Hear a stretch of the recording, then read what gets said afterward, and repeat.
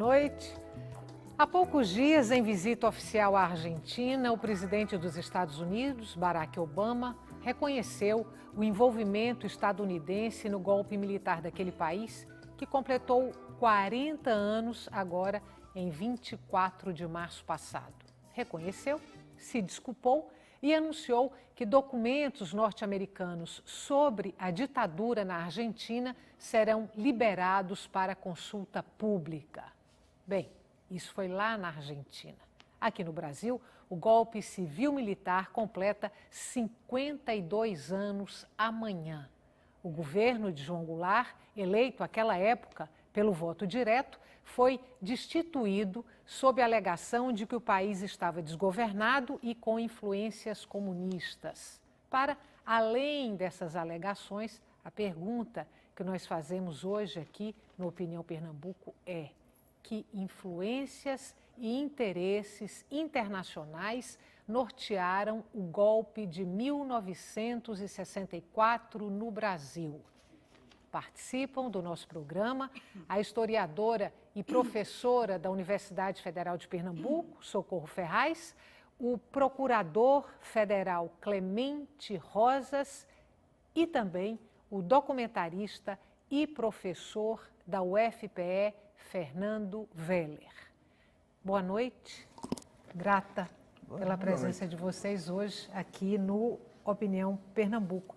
Eu quero aproveitar o que aconteceu agora recentemente na Argentina e saber se, em relação ao golpe no Brasil em 64, se em algum momento já houve um reconhecimento oficial do governo norte-americano de participação nesse golpe.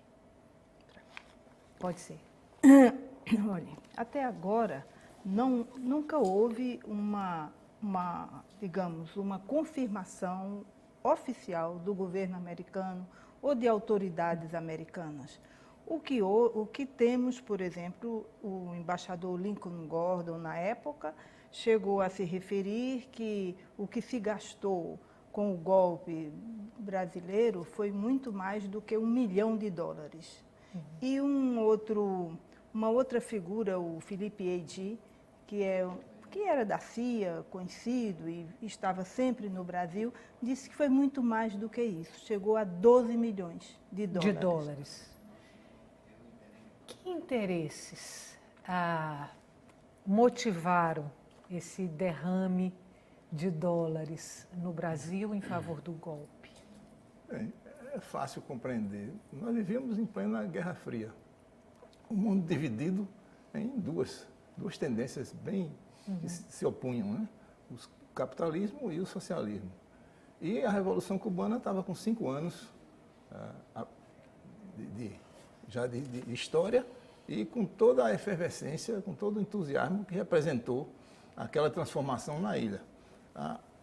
Havia uma certa instabilidade dentro do país e as organizações de esquerda crescendo em suas atividades. Então, era perfeitamente natural que houvesse esse tipo de preocupação.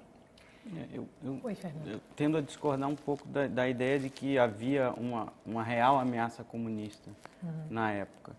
Eu acho que havia interesses econômicos, interesses de uma elite brasileira econômica, e esses interesses promoveram uma campanha pública. Mas você me entendeu que mal. Engajou os americanos. Eu não falei em ameaça comunista, eu disse que o mundo estava dividido em duas facções. Né? Sim, mas justificaria talvez essa intervenção. Só para você avaliar, o partido de esquerda mais estruturado, embora não fosse legal, que era o Partido Comunista Brasileiro, ao qual eu pertenci, não tinha como proposta a tomada do poder pela força. Era a conquista do poder gradualmente na base de eleições livres. Então, realmente, dizer que foi a ameaça comunista, que havia uma ameaça comunista, aí não foi isso que eu quis dizer. Agora, havia apenas uma certa insegurança, o governo era um governo fraco, na realidade, né? E muito dividido.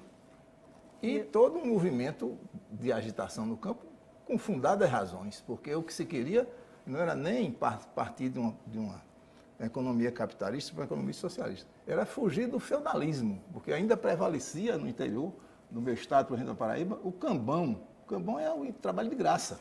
Entendeu? E as grandes movimentações camponesas que se faziam na Paraíba, era para acabar com o Cambão. Não havia invasão de terra nem nada. Havia aquela grande movimentação de pessoas, chegavam à fazenda, faziam sua reivindicação, ao final do dia saíam. Eu acho que há duas questões que são importantes também. Acho que a burguesia brasileira, como a burguesia, de um certo modo, da América Latina, ela é frágil. Ainda hoje, mesmo com o desenvolvimento do capitalismo, é frágil. E ela ficou muito assustada com a possibilidade de que se conquistasse cidadania no país, de que exatamente houvesse mudanças como houve, porque o João Goulart fez mudanças no campo, aplicou o Estatuto, não é, do Trabalhador para o campo, quer dizer, todas estimulou a sindicalização, estimulou a né? sindicalização, quer dizer, todos os direitos trabalhistas urbanos ele aplicou ao campo. Por outro lado, ele também, acho que uma coisa que foi muito importante foi a regulamentação da remessa de lucros para o estrangeiro. Então, ele regulamentou, o governo, a Câmara Brasileira, o Congresso, regulamentou para 10% apenas, poderia remeter os seus lucros, as empresas estrangeiras poderiam remeter só 10%, e o restante do lucro tinha que ser colocado como se fosse digamos, um capital que fosse reimplantado na sua própria indústria, né? Naquela indústria. Então, isso assustou. Assustou também, isso o capital estrangeiro, na época, não aceitou. E a burguesia, àquela altura, também, a chamada burguesia nacional estava em plena, digamos assim, decadência, no sentido de que já se falava das alianças com o capital internacional. Quer dizer, era uma situação, o próprio Jango vai propor a estatização de 5 refinarias, então, que antes eram refinarias estrangeiras. Então, são várias ações assim. Eu quero pegar 2 aspectos aqui.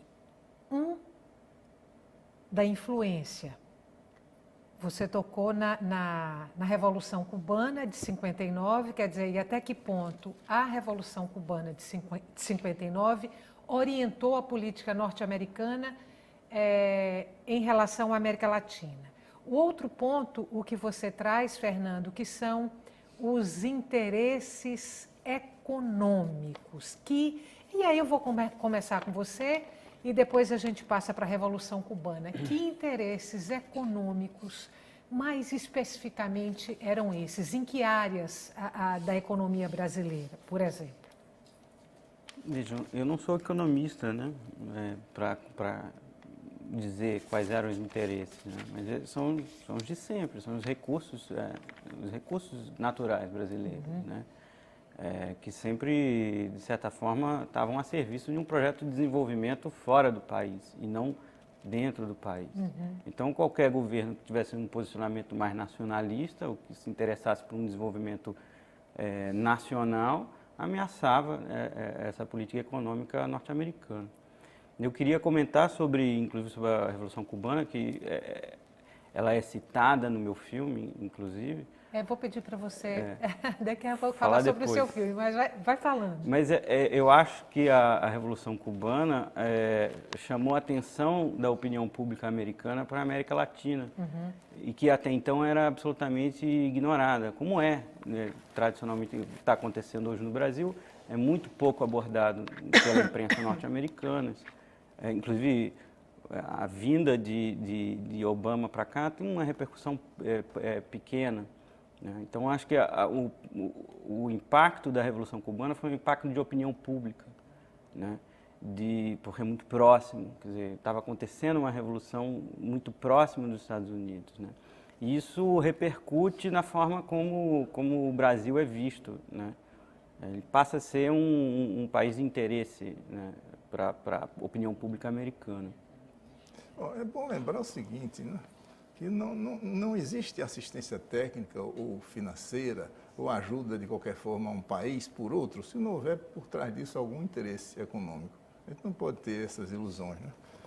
E naquele tempo o grande o grande medo era que a Revolução Cubana fosse exportada, digamos assim, para outros países, né? Apesar de Fidel dizer, a famosa frase dele, las revoluciones las hacen los pueblos, como que o que Cuba podia dar era apenas o seu exemplo. Mas, objetivamente, não a própria direção de Cuba, mas teve a aventura de Ernesto Che Guevara na Bolívia, né? E Guevara gostava de dizer que vamos fazer 2, 3, muitos Vietnãs na América Latina. Então, isso, obviamente, inspirava não diria um pavor, mas um receio muito grande da parte dos Estados Unidos de que a América Latina toda aderisse ao bloco socialista. Uhum. E Pernambuco era um lugar que tinha condições muito especiais para gerar esse temor, né? Por causa do movimento de reivindicação dos camponeses. Muito justo, como disse e repito, né? Mas que naquela época era um escândalo. Hoje, a legislação trabalhista é cumprida plenamente no campo. Hoje você vê episódios que até injustificáveis de ocupação de terra, destruição de laboratórios, e o regime não se agita com isso. Procura reprimir, mas administra. Naquele tempo, isso causava escândalo. O meu estado foi um em que houve mais conflitos sangrentos, com muitas mortes de camponeses. Em 1960, durante a campanha para presidente do Kennedy, um jornalista chamado Ted Isulk, ele escreve vários artigos sobre Pernambuco, sobre o Nordeste, no New York Times. O Kennedy, durante a campanha, ficou muito aflito com essas informações. E quando terminou a campanha e ele foi eleito, ele começou a se preocupar. E começou a convidar pessoas para discutir a situação do Nordeste. E, realmente, a agitação, digamos assim, no Nordeste, a situação das ligas camponesas, dos sindicatos rurais, eles começam nesses anos 60. E foram movimentos fantásticos, movimentos em prol, como você disse, a saída do medievo para o mundo capitalista, que era o mundo de comprar carne, de comprar roupa, de comprar cama, faixa azul, e só queriam faixa azul por causa da propaganda. Às vezes nem dinheiro tinham, né? Era o vale do barracão que servia para comprar. Então foi assim uma revolução nesse sentido, não é? De sair daquela situação. E isso assustou muito os Estados Unidos. E não só assustou os Estados Unidos, como a burguesia brasileira. Frágil, então, sempre precisou de um apoio internacional. Sempre. É uma coisa que a burguesia nacional ainda não aprendeu a viver com suas próprias unhas. Sempre precisa de um apoio internacional. Eu queria completar, Socorro, com o fato de que, com essa preocupação do presidente Kennedy, gerou a criação por ele da Aliança para o Progresso. Exatamente. Em que se dispunha a dar assistência financeira e técnica ao Nordeste. Né? Era financiamento para projetos estratégicos de desenvolvimento para a América Latina. Exato. No caso do Nordeste especificamente, que mereceu uma missão especial, sediada em Pernambuco, foi objeto de uma audiência que o Dr. Celso Furtado, criador da SUDENE, teve com o presidente Kennedy lá. O Dr. Celso foi lá, entendeu? E aí fez um programa especial para o Nordeste. Na realidade, eu que trabalhava exatamente na assessoria de cooperação internacional da SUDENE, a gente constatou que aquilo que o Dr. Celso sonhava não se realizou na prática. O que ele queria era um apoio americano, financeiro, técnico, para os programas da SUDENE, concebidos pela SUDENE e dentro do plano de desenvolvimento regional. E, na realidade, não aconteceu isso. A missão americana que se instalou aqui, ela tinha suas próprias prioridades, pretendia planejar também. Então, começou a haver conflito entre o que a SUDENE queria e o que a USAID, que chamava-se United States Aid for International Development, USAID, queria. O tempo da gente está terminando desse bloco, eu vou ter que chamar intervalo, mas aí já vou deixar, de certa forma, pautado para o próximo bloco. Ainda sobre a Aliança para o Progresso, se esse programa, se ele tem dois momentos, quando ele existe ainda com o governo de Kennedy e como ele existia com o governo de Kennedy e como é que ele passa a ser aplicado, a ser usado depois da morte de Kennedy. Mas aí fica para depois do intervalo, nosso intervalo é curto. A gente volta daqui um pouquinho para continuar essa conversa sobre os interesses e as influências internacionais em relação ao golpe brasileiro de 64. Até já.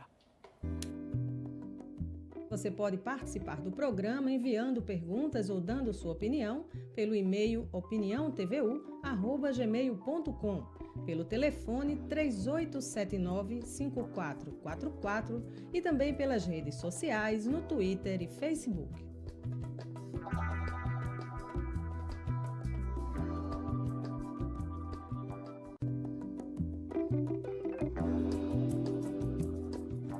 Estamos de volta. O Opinião Pernambuco discute hoje os interesses internacionais que nortearam o golpe civil-militar de 1964. Participam do nosso programa a historiadora e professora da Universidade Federal de Pernambuco, Socorro Ferraz, o procurador federal Clemente Rosas e também o documentarista e professor da UFPE, Fernando Weller. Antes da gente voltar para a Aliança para o Progresso e falar também do IBAD. Fernando, eu queria que você falasse um pouquinho sobre o seu documentário, o filme que você fez, que está concluindo, que trata exatamente dessas questões que estão sendo debatidas aqui hoje. Histórico. Na verdade, o filme aborda uma instituição norte-americana que é muito pouco conhecida, mas que faz parte desse guarda-chuva da política externa americana dos anos 60, que eram os Corpos da Paz, ou os Voluntários da Paz, como eram chamados aqui. Então, embora essa instituição estivesse vinculada a essas políticas de desenvolvimento promovidas pela USAID nos anos 60, ela tem uma lógica própria. Então, mais de 6 mil jovens americanos ao longo dos anos 60 e 70 foram mandados para o Brasil através dos Corpos da Paz para fazer trabalhos voluntários, né? E quando você vai falando, a gente tem fotos aí do filme. Eu vou pedir para a produção colocar para a gente. Se você quiser, inclusive, pode comentar algumas dessas fotos. Essa é uma das fotos históricas, eu acho que mais importantes, é a assinatura do acordo para a vinda dos Corpos da Paz para o Brasil. Você tem o presidente João Goulart, né, o embaixador Lincoln Gordon e entre eles o diretor dos Corpos da Paz, que era inclusive parente do Kennedy, chamado Sargent Shriver. Então ele veio ao Brasil em 1961, ou 62, perdão, veio a Pernambuco, a gente tem registros da presença dele aqui.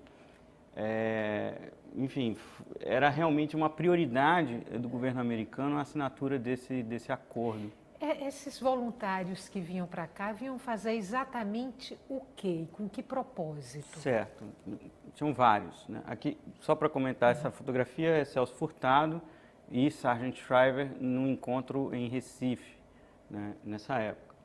Eles vinham por diversos motivos, né? Ao longo dos anos 60, né, várias gerações de jovens vieram. Quer dizer, uma boa parte desses jovens veio, entre outras coisas, porque não queria servir a guerra do Vietnã nos Estados Unidos. Né? Isso vai se acentuar no final dos anos 60.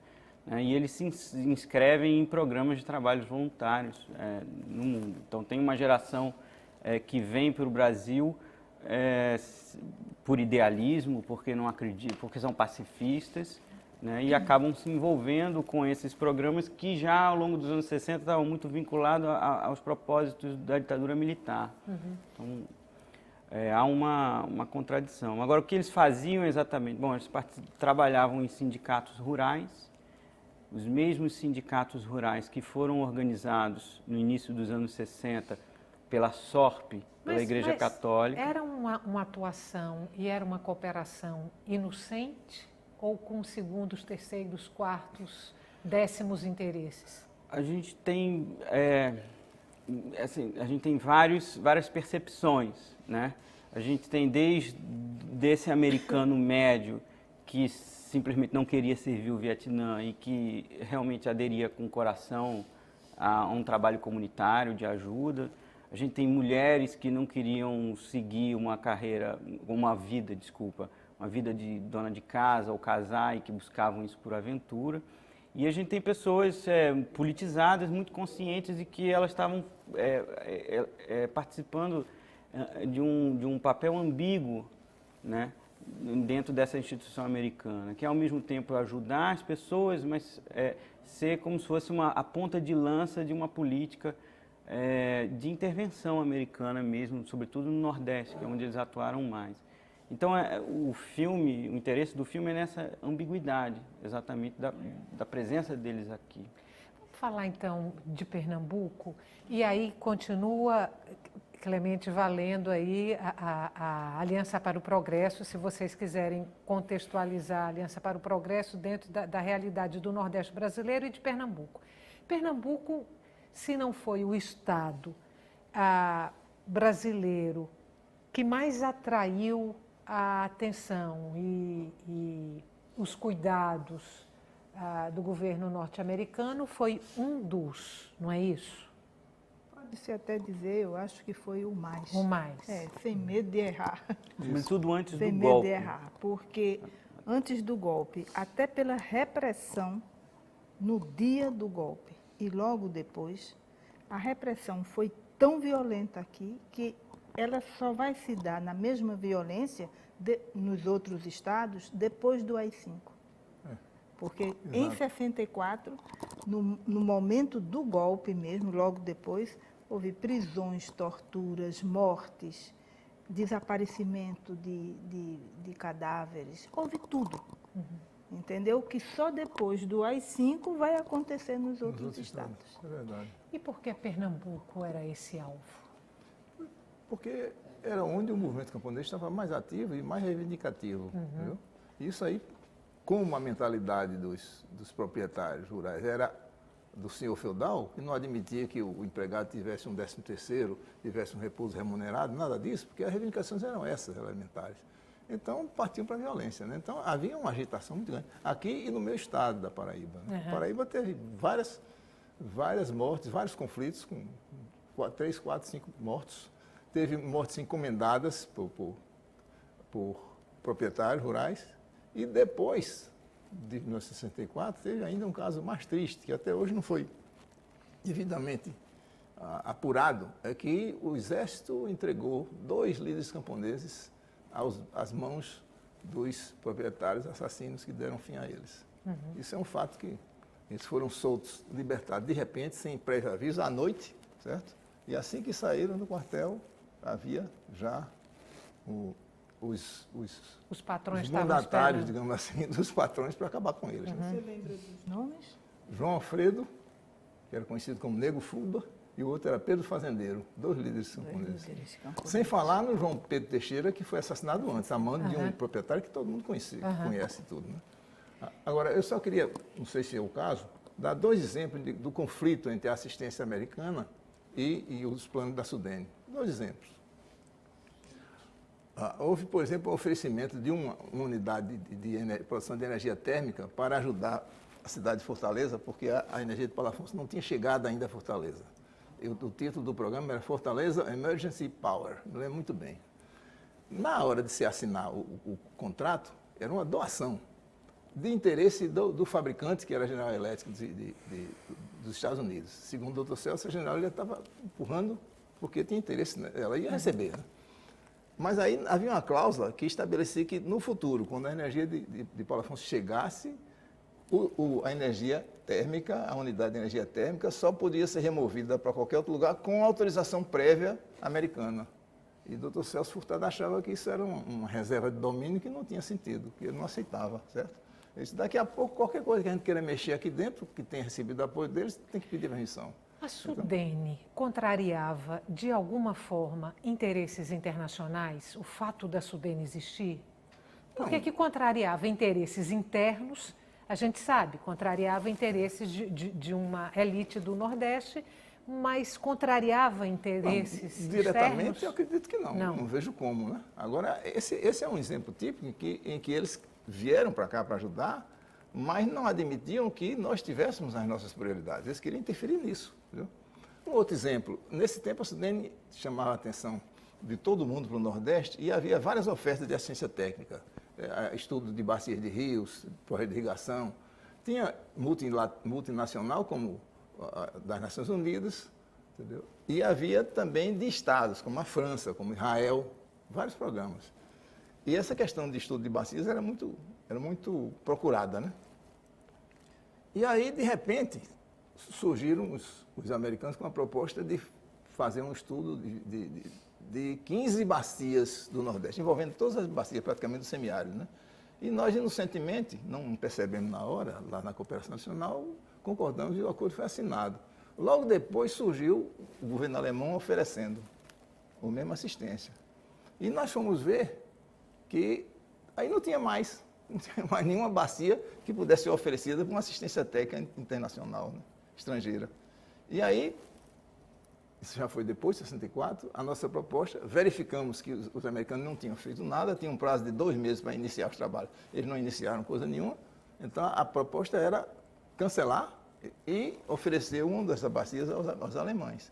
Aí foi uma resistência profunda deles, né? E nessa época o superintendente já não era Dr. Celso Furtado, era João Gonçalves de Souza, e João Gonçalves, que era totalmente submisso aos americanos, concordou. Ficaram as 15 bacias em mãos dos americanos e não foi feito nenhum estudo. Além do movimento camponês ter atraído a atenção do governo norte-americano para Pernambuco, a candidatura de Arraes ao governo do estado também? Também. Eu também queria exatamente ressaltar isso. Pernambuco foi um estado com um desenvolvimento político maior do que uma boa parte dos estados da federação. Veja que no momento em que houve o golpe, Pernambuco tinha um prefeito do Partido Socialista e um homem de esquerda à frente do governo de Pernambuco. E vários deputados sindicalistas. Você está se referindo a Pelópide Estou me da referindo Silveira? a Pelópide Silveira e a Miguel Arraes de Alencar. E vários deputados que vinham do Sindicato dos Bancários, do Sindicato dos Arrumadores. Então, e você tinha as associações de bairro nesta capital, nesta cidade, que funcionavam quase como uma câmara paralela em termos municipais. Houve um congresso, um grande evento dessas associações de bairro e os vereadores ficaram apavorados, porque as associações de bairro funcionavam mesmo. Elas diziam, não era o chamado orçamento participativo, mas elas apontavam todos os problemas do seu bairro e já tinha uma representação ali para cobrar do prefeito, dos vereadores, da Câmara. Então, o Estado estava, além de nessas cidades maiores como Recife, etc., Olinda, Jaboatão, organizadas, havia todo o movimento no campo, né, que era um movimento, como já se discutiu aqui, muito importante para o resto do país perceber o que estava acontecendo aqui. Você falou, Fernando, que pesquisou durante 2 anos para poder fazer o filme. Certo. O que é que você descobriu assim, de mais interessante ao longo da pesquisa? Certo. Nessa relação? Certo. Eu acho que descobri, primeiro, a forma muito capilar em que os Estados Unidos intervêm na política dos países. Eu acho que isso é o mais interessante, né, que é o que a gente está tentando buscar no filme, né? Entender que essa política americana é uma política institucional grande. Na verdade, é uma política muito capilar de infiltração e de colocação de pessoas em localidades pequenas, né? A gente mapeou uma relação entre os Estados Unidos, através de uma instituição chamada CLUSA, que é a cooperativa, a União de Cooperativas Norte-Americanas, a SORP, que é uma instituição da Igreja Católica, criada no período, né, para a criação de sindicatos rurais, né, em várias cidades em Pernambuco e depois foi exportado para outros lugares, sindicatos legalizados pelo regime militar, né, que de certa forma faziam frente às ligas camponesas ou à influência comunista. A gente encontrou e localizou pessoas que foram enviadas para os Estados Unidos para terem formação como sindicalistas, lavradores de cidades do interior aqui do Foram estado. formadas lá? Foram formadas nos Estados Unidos. Então, é uma política muito capilar, muito sutil, né? Que não é feita só de bombardeios, né? Ou de golpes abertos. É uma política realmente de uma influência localizada. Quer dizer, os Estados Unidos comprou uma sede para fundar um sindicato rural com 200 lavradores numa cidade no interior de Pernambuco. Você imaginar isso é incrível.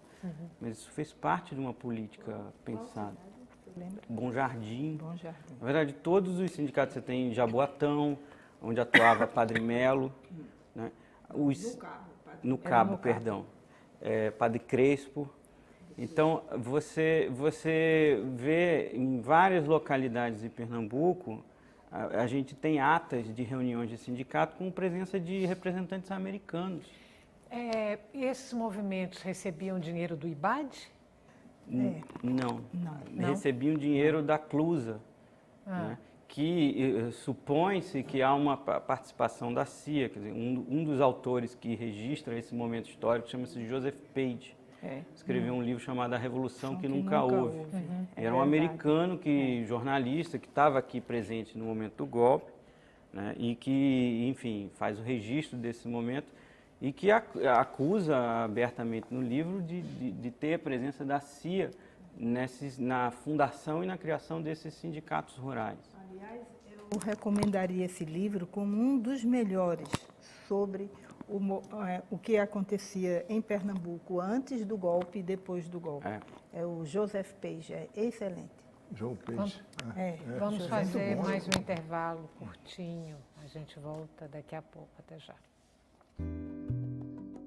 Você pode participar do programa enviando perguntas ou dando sua opinião pelo e-mail opiniãotvu@gmail.com, pelo telefone 3879-5444 e também pelas redes sociais no Twitter e Facebook.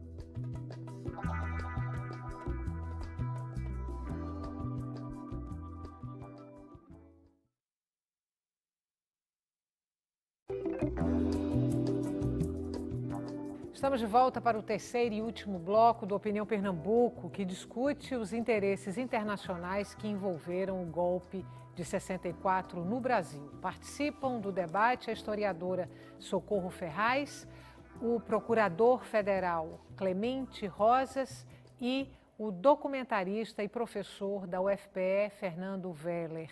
Vamos falar do IBAD?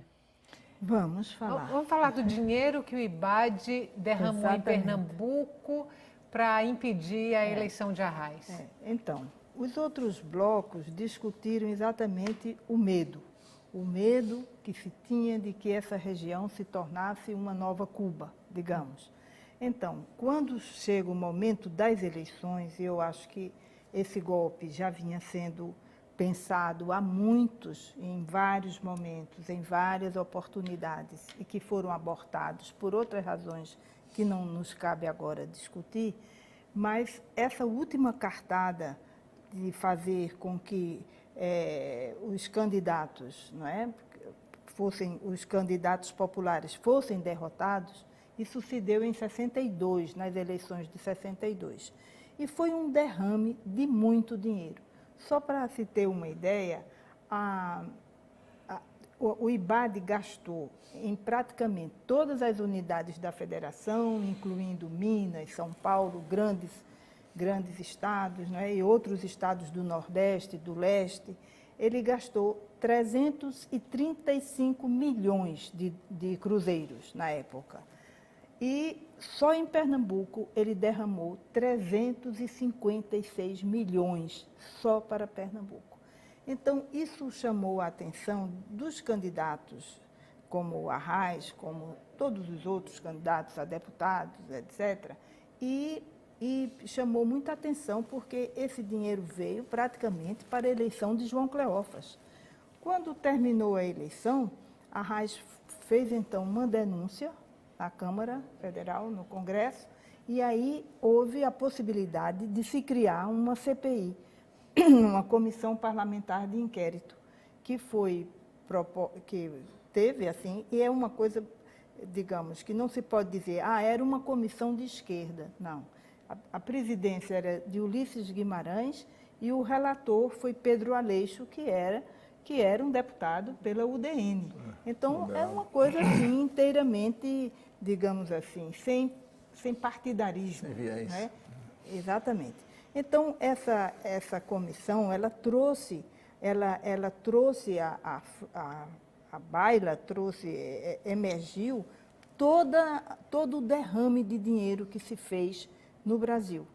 E logo nos primeiros, digamos assim, as discussões e pesquisas, etc., se apontou um fulano chamado Ivan Hasslocher como a pessoa que fundou o IBAD em 59. Ele fundou o IBAD.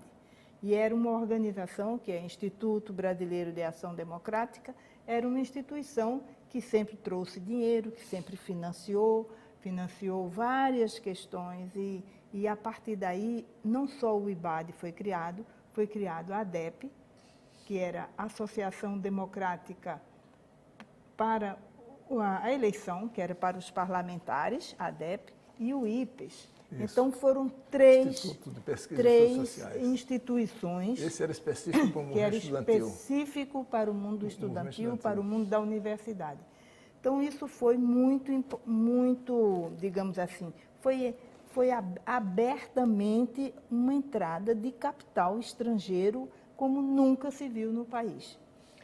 Eu queria completar o que Socorro acaba de dizer, dizendo que a fonte desse recurso não era assim tão difícil, porque havia os famosos acordos do trigo. No meu tempo de estudante já ia pelo 5º acordo, pelo qual eles, em vez de armazenar o excedente de produção de trigo e custear gastar com esse armazenamento, eles vendiam ao governo brasileiro para pagamento em cruzeiros, que era a moeda da época. Então esse dinheiro não ia para os Estados Unidos, ficava aqui. E era o dinheiro para agente secreto, para essas instituições, para tudo. Entendeu? Era a fonte de recursos principal que eles tinham.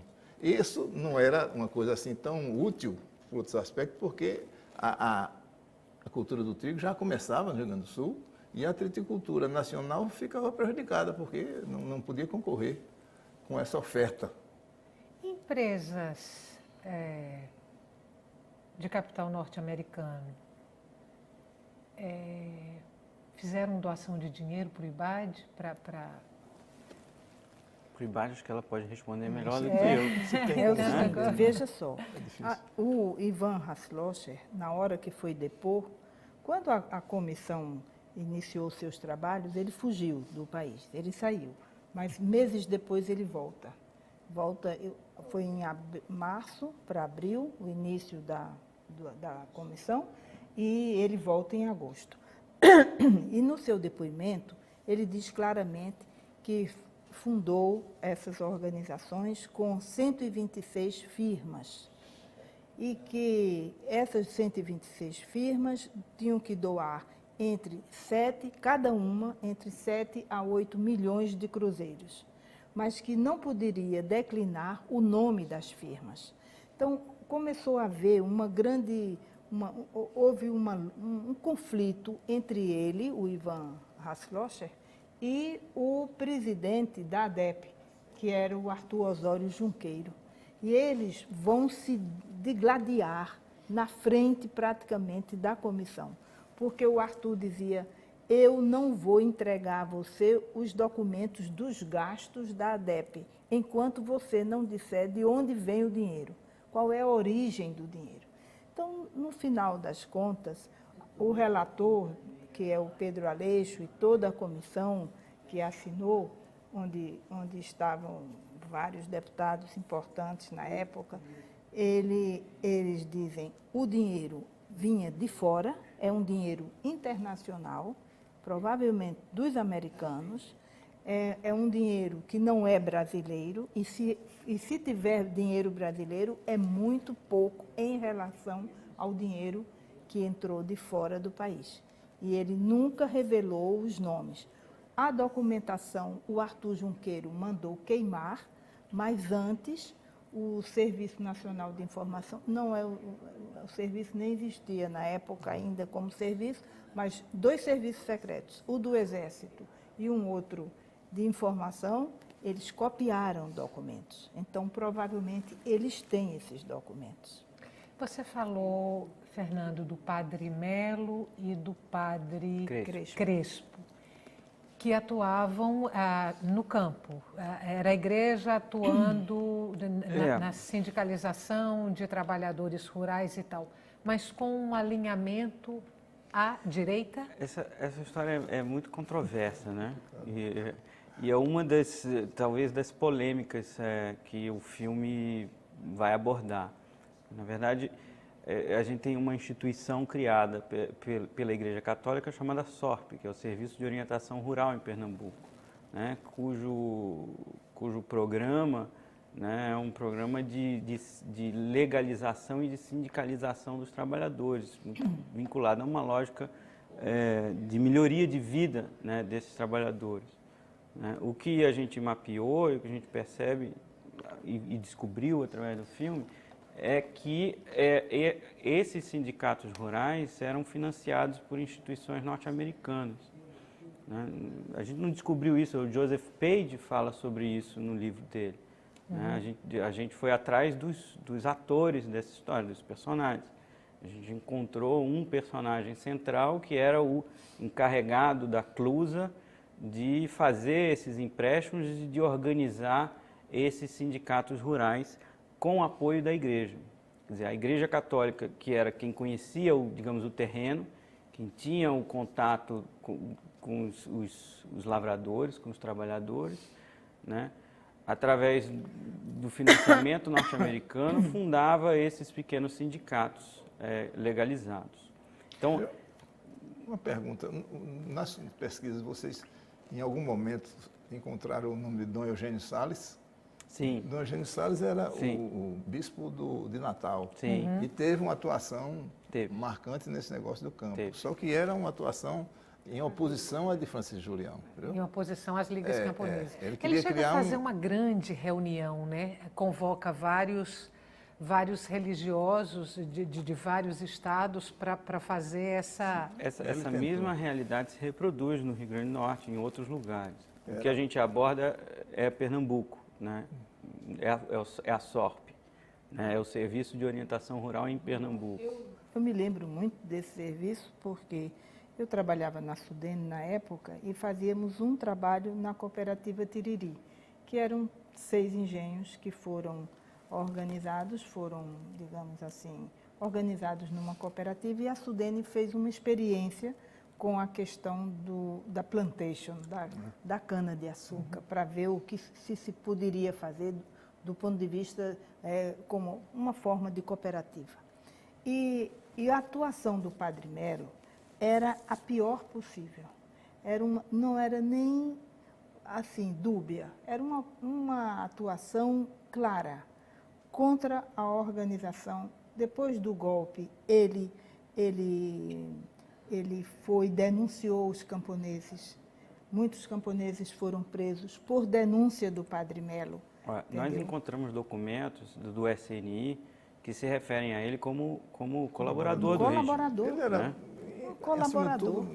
Instável, desequilibrado. Né? Não, ele tinha Padre um Melo, discurso, né? Padre Melo. Mas ele tinha um discurso que poderia parecer, e muitas vezes parecia aos camponeses que ele estava do seu lado. Exato. Mas era só o discurso, porque na realidade ele era um colaborador da CIA.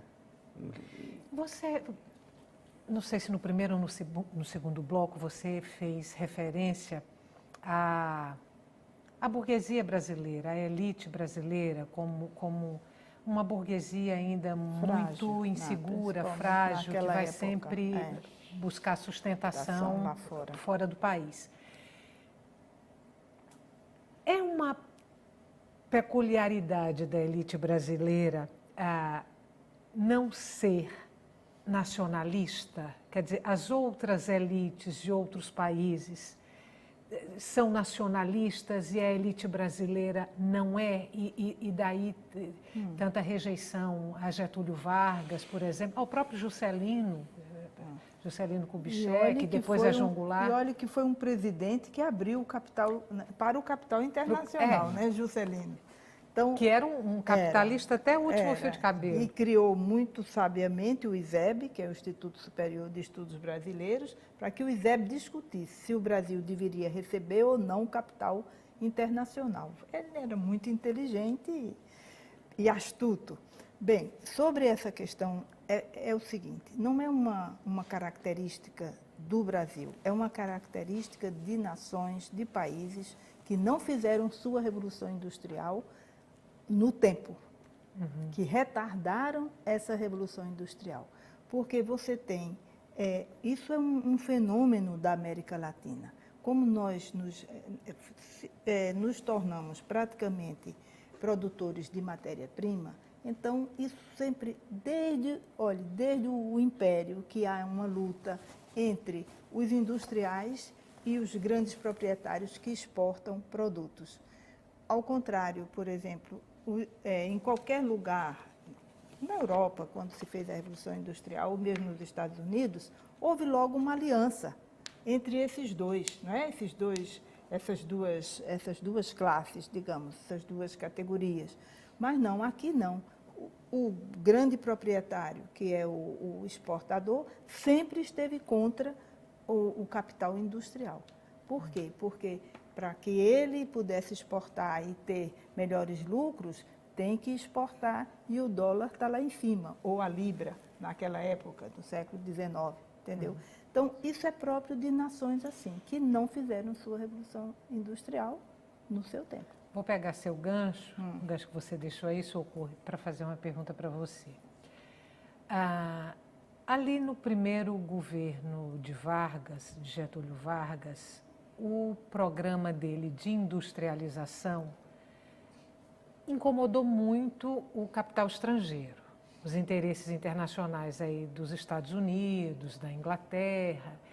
Esse projeto de industrialização para o Brasil ainda contrariava interesses internacionais ali já na década de 60, quando houve o golpe de 64, por exemplo, ou não?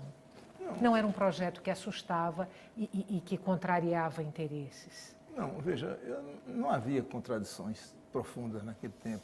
Eu me lembro que o próprio Partido Comunista tinha a tese de que ele teria como aliado na fase de revolução democrática burguesa o capitalista, a burguesia nacional, certo? E aqui a gente tinha dois exemplos claros aqui em Pernambuco de empresários brasileiros que tinham conflitos com empresários com o exterior, né? Que eram Zé Hermílio de Moraes e Herberto Ramos. Né?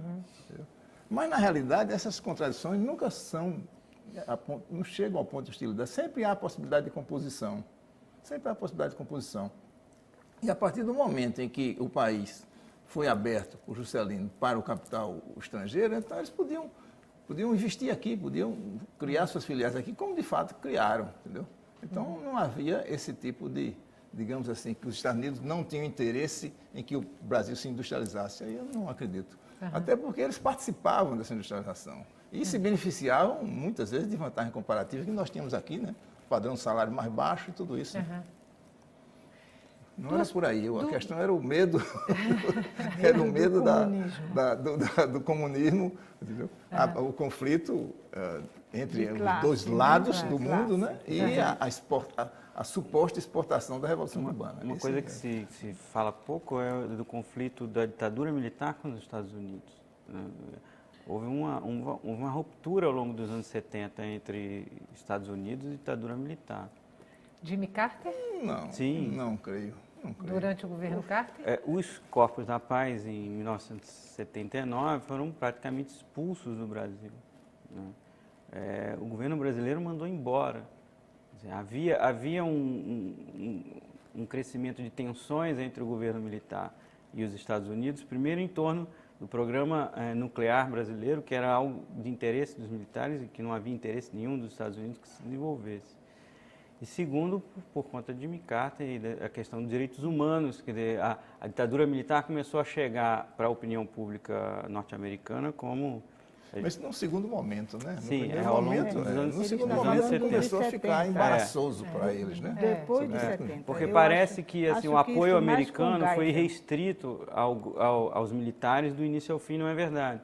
Né? Eu ouvi essa intensificação do apoio americano Mas nos é anos 60. exatamente nesse momento que os presidentes militares são mais nacionalistas. Eu não diria nacionalistas, mas têm uma visão mais ampla do que só os Estados Unidos, como no caso o Geisel. É, exato. Eu Porque chamaria o o Geisel- nacionalismo de direita, né? Sim. E um pouco de estatismo, E um né? pouco de estatismo. Quando ele se volta para o programa nuclear, ele vai fazer com a Alemanha.